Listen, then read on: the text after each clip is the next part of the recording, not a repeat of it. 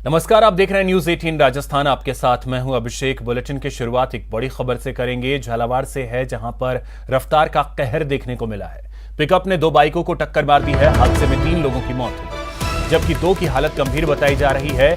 घायलों का डग सीएचसी में इलाज चल रहा है। सभी मृतक डोली सरना गांव के निवासी बताए जा रहे हैं।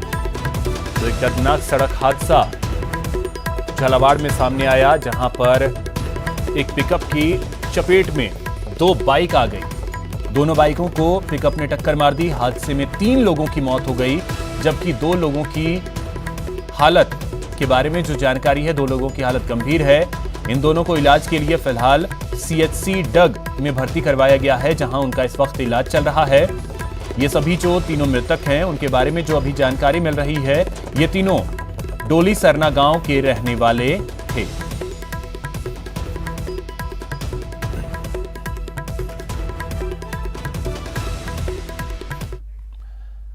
खबर बाड़मेर से, जहां पर एक मां ने 3 बच्चों के साथ टांके में कूदकर अपनी जान दे दी। 3 बच्चों के साथ एक महिला ने टांके में छलांग लगा दी। डूबने से महिला और तीनों बच्चों की मौत हो गई है। बायतू थाना इलाके के अकदड़ा गांव का यह मामला, जहां पर महिला ने बच्चों के साथ टांके में छलांग लगा दी और चारों की मौत हो गई। मां और 3 बच्चे, चारों की मौत हो गई।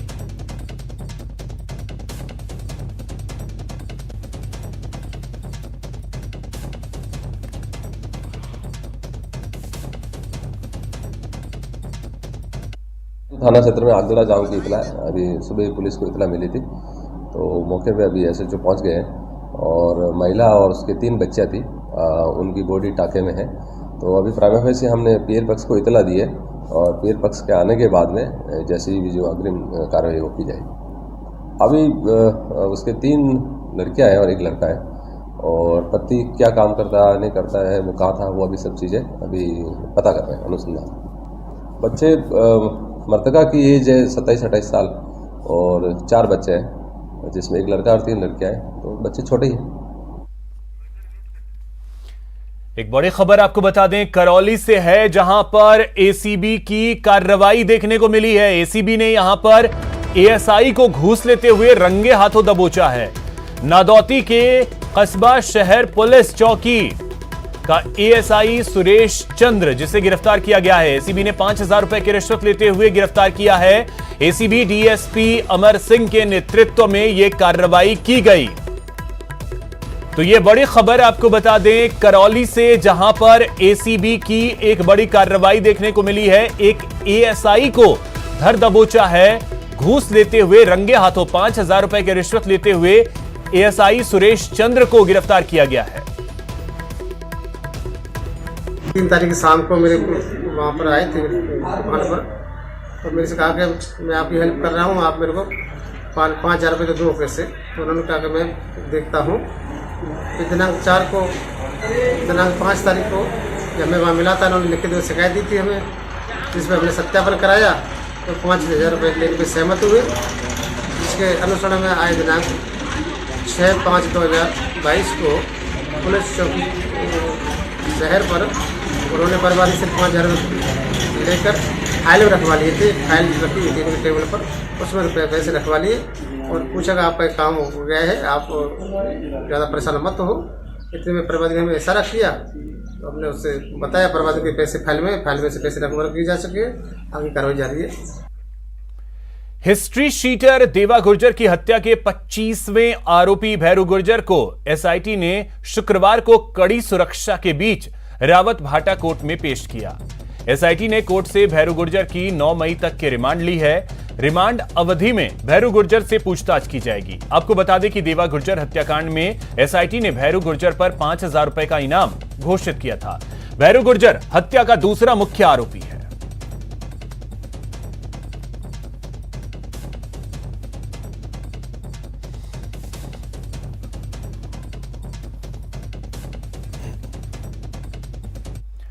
$5 लाख की रिश्वत लेते रंगे हाथों गिरफ्तार हुए आरटीयू के वीसी रामावतार गुप्ता के सरकारी आवास पर एसीबी की टीम ने गुरुवार देर रात को सर्च ऑपरेशन चलाया।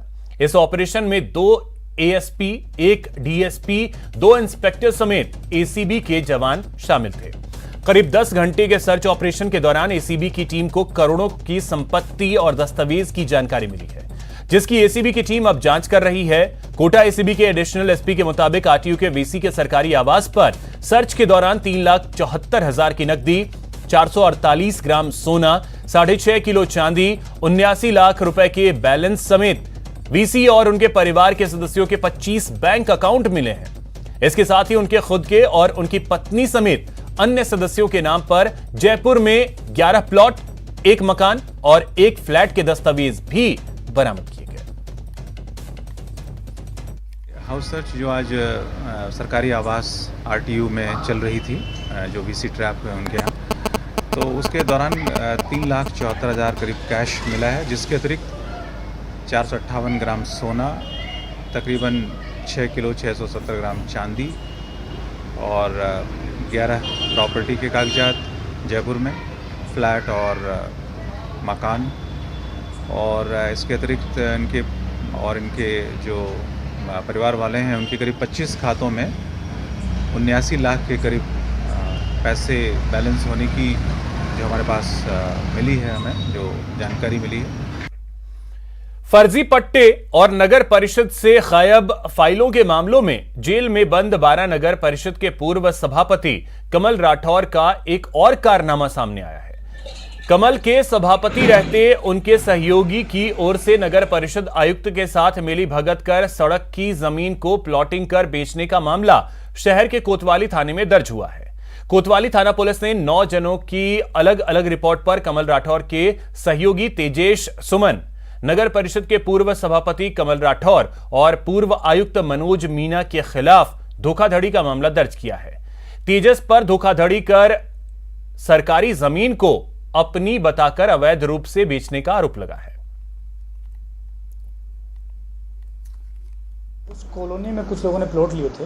उन प्लॉट क्रेताओं ने एक अलग अलग 9 रिपोर्टें थाने पर की हैं, जिसमें उन्होंने बताया कि सब तेजस सुमन ने कॉलोनी काटी थी और हमें कॉलोनी अपनी बताकर जो ज़मीन बेची, उस ज़मीन पर अब जब नाप करवाई गई तो नाप में वो ज़मीन सरकारी निकली और इस तरह से उन्होंने सरकारी ज़मीन को अपनी बताकर हमें बेच दी, जबकि हमने इसकी रजिस्ट्री नगर परिषद से करवाई थी।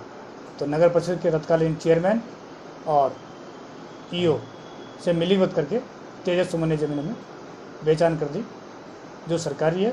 इस तरह से हमारे साथ धोखाधड़ी की।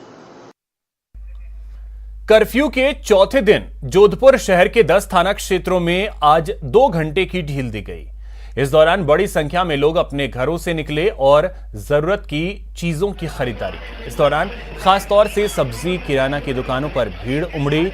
इस मौके पर चप्पे चप्पे पर पुलिस का जाब्ता तैनात किया गया। बड़े अधिकारी भी गश्त करते नजर आए। शहर के प्रमुख जालोरी गेट पर जिला कलेक्टर सहित आला अधिकारी मौजूद रहे।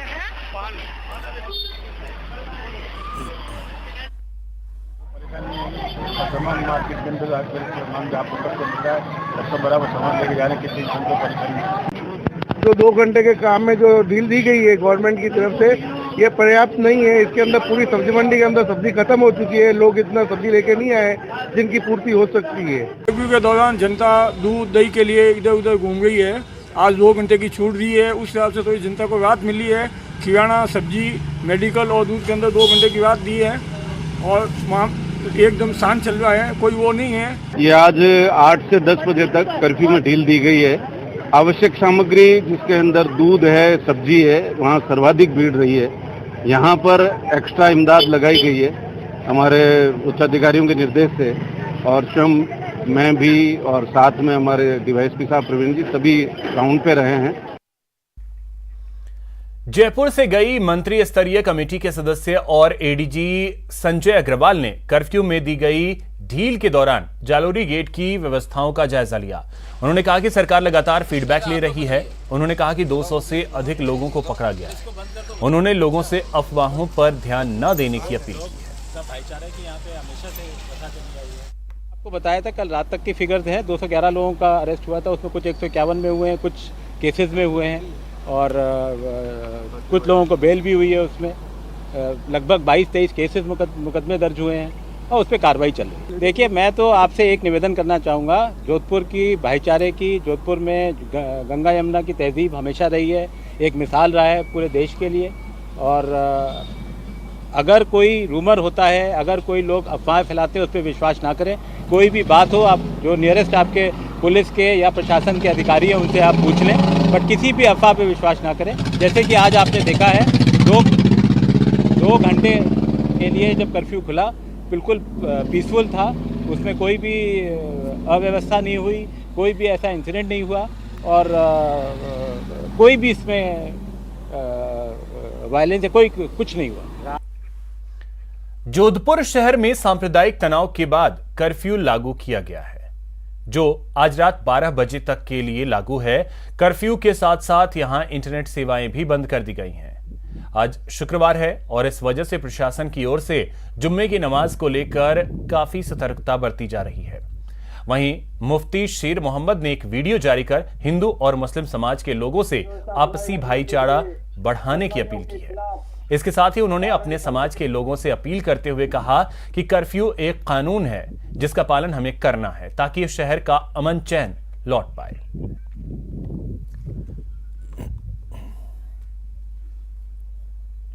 मैं अपने जोधपुर के तमाम बाशिंदे, मुस्लिम हो या हिंदू भाई हो, उनसे अपील करना चाहता हूं कि अब तक जो माहौल 2 दिन में बना है, मेरी दरख्वास्त है कि जल्दी कोशिश फरमाकर आपस में मेल मोहब्बत के जज्बे को आगे बढ़ाकर, जैसे 2 दिन में हमने अमन का माहौल बनाया है, इसको कोशिश करके सच्चे दिल से मुकम्मल तौर पर इसको अमन के सांचे में ढालें।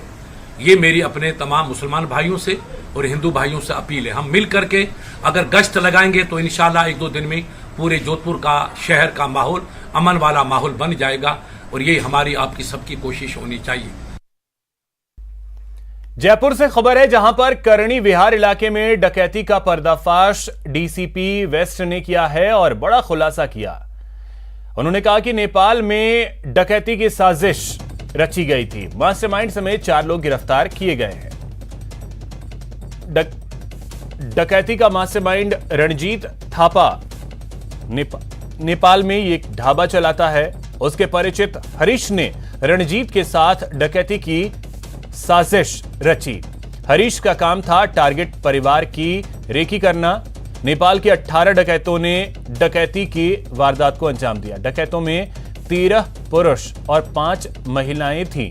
डकैत ने लूटे थे 3,60,000 रुपए और सोने चांदी के जेवरात। पहले 18 अप्रैल को तय की थी डकैती की तारीख। परिवार को जाना था विवाह समारोह में। नेपाल से 3 गाड़ियों में जयपुर सभी डकैत आए। 18 अप्रैल को वारदात नहीं हो पाई क्योंकि परिवार शादी में नहीं गया। पीड़ित परिवार के घर में ही हथियार रखवा दिए थे।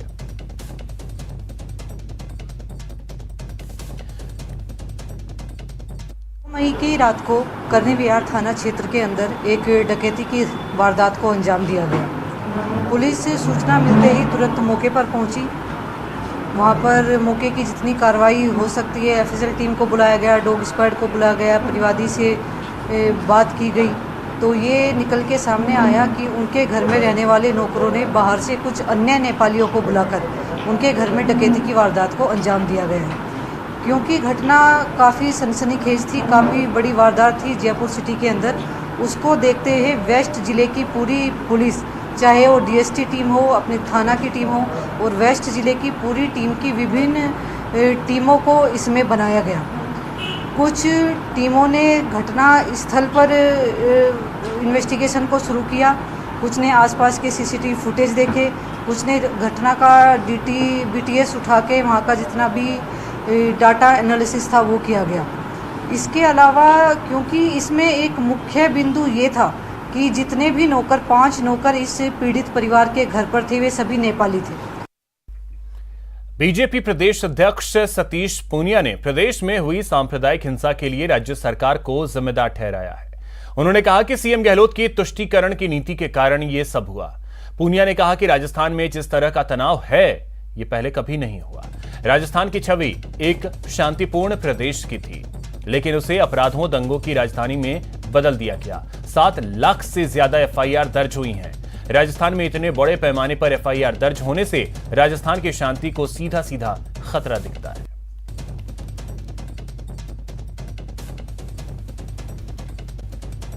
हमारे साथ राजस्थान भाजपा प्रदेश अध्यक्ष सतीश पुनिया साहब हैं। सर, आपने कहा कि राजस्थान को दंगिस्तान बना दिया गया है, लेकिन अशोक गहलोत ये कह रहे हैं कि दंगा हमने होने नहीं दिया। ना राजगढ़ में हुआ, ना करौली में हुआ, ना जोधपुर में हुआ। इस पर क्या कहेंगे? करौली में तो पूरा जनता ने देखा है, और जिस तरीके से पथराव हुआ, पहले सीएलजी की मीटिंग होती है, उसमें शांतिपूर्ण जुलूस की सहमति होती है, और उसके बाद आज भी एक लड़का ज़िंदगी और मौत से जयपुर में लड़ रहा है। जो जोधपुर की घटना है लगभग वैसी घटना है, जिसमें बच्ची से छेड़छाड़, दुष्कर्म से लेकर जो लोगों को चोटें पहुंचाई गई, पेट्रोल बम फेंके गए, तलवार लहराई गई। मैं खुद प्रत्यक्ष उन लोगों से मिल के आया हूं, तो जो सामने आंखों पर देखी है उसको इनकार कैसे करेंगे। लेकिन साफ तौर पर सरकार की इंटेलिजेंस की कमजोरी, मुख्यमंत्री की अपीजमेंट की पॉलिसी, उसके कारण ये सारी चीज़ें हुई है। इसलिए उनको लगता है कि ये दंगा तो नहीं कह सकते, क्योंकि दंगे में तो दो पक्ष होते हैं, यहाँ तो केवल बलवा इसको कह सकते हैं। और उससे यदि मुख्यमंत्री इनकार करते हैं तो मुझे लगता है कि गृह मंत्री के नाते वो अपनी जिम्मेदारी से भाग रहे हैं। उन्होंने ये भी कहा है कि जो भी वहाँ पर हिंसा हुई इन तमाम जगहों पर, उसमें कोई कैजुअलिटी नहीं हुई, कोई बड़ी हिंसक घटना नहीं हुई। तो किस बात का इंतजार कर रहे थे कि खुद के उनके गृह क्षेत्र में इस तरीके से एक शांतिपूर्ण शहर है उसमें आग लग जाए? करौली में कभी नहीं हुआ था, जोधपुर में कभी नहीं हुआ था। एक लंबी फहरिस्त है, एक के बाद एक इस तरीके से। राजस्थान में जिस तरीके का तनाव हुआ है ये कभी नहीं होता था। राजस्थान की इमेज एक शांतिपूर्ण प्रदेश की थी, उसको एकदम अपराधों की राजधानी में बदल दिया, उसमें दंगों की राजधानी में बदल दिया। तो मुझे लगता है कि केवल उनकी बातें सियासी हैं, लेकिन धरातल पर जिस तरीके का दृश्य है वो डरावना भी है और दुर्भाग्यपूर्ण है। कैमरा पर्सन अनिल शर्मा के साथ शैलेंद्र वांगू, न्यूज़ 18 नेटवर्क, नई दिल्ली। एक और तो पूर्वी राजस्थान नहर परियोजना को लेकर प्रदेश भर में राजनीति हो रही है, वहीं दूसरी ओर पूर्वी राजस्थान में इस परियोजना को राष्ट्रीय परियोजना घोषित करवाने के लिए बड़े स्तर पर जागरूकता अभियान चलाया जा रहा है। अब तो शादी के निमंत्रण कार्ड में भी ईआरसीपी के राष्ट्रीय परियोजना घोषित करवाने के लिए मांग उठने लगी है। दौसा के सोनाड गांव के रहने वाले रवि सोनाड नामक युवक के शादी के कार्ड पर भी कुछ ऐसा ही लिखा हुआ है। रवि सोनाड नाम का यह युवक कांग्रेसी कार्यकर्ता है और उसकी शादी 9 मई को होने वाली है। रवि का कहना है कि दौसा सहित पूर्वी राजस्थान के 13 जिलों को सिंचाई और पेयजल के लिए पानी मिले, इसी उद्देश्य को ध्यान में रखते हुए उन्होंने अपनी शादी के कार्ड में लिखा है कि पूर्वी राजस्थान नहर परियोजना को राष्ट्रीय परियोजना घोषित करवाने में अपनी भागीदारी निभाएं। ऐसा नहीं है कि दौसा में केवल रवि सोनाड ने ही अपने शादी के कार्ड में इस तरह का जागरूकता मैसेज लिखा हो। इससे पहले भी कई युवाओं ने इस तरह का जागरूकता का मैसेज देने के लिए शादियों के कार्ड में ईआरसीपी को राष्ट्रीय परियोजना घोषित करवाने की मांग की है।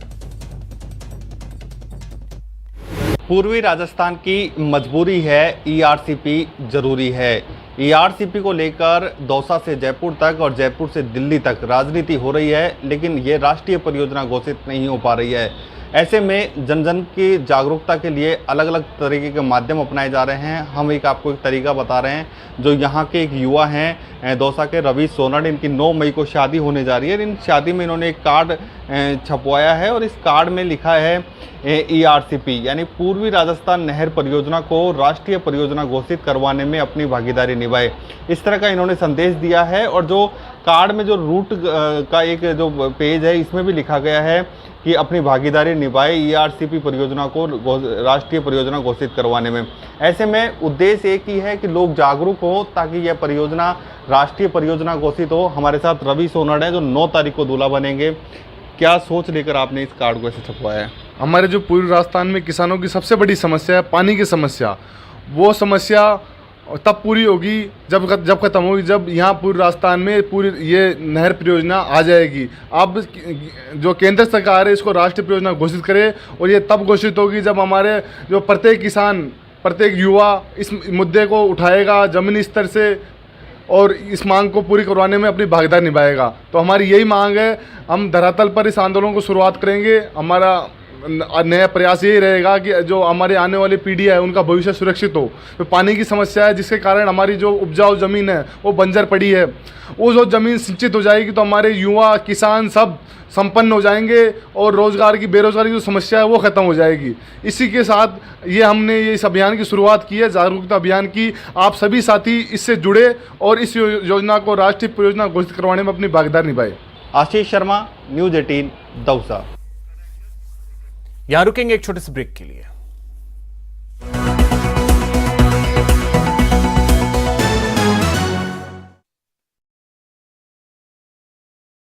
अहम सुराग मिले हैं। Vishnu Sharma, news 18 network, Rajasthan. Murder के मामले ने लिया रोचक मोड़। पुलिस ने कोर्ट में जवाब दिया बेजोड़। पुलिस के जवाब से हाकिम हुए हैरान। सबूत ले गए बंदर, इंचार्ज थे हनुमान।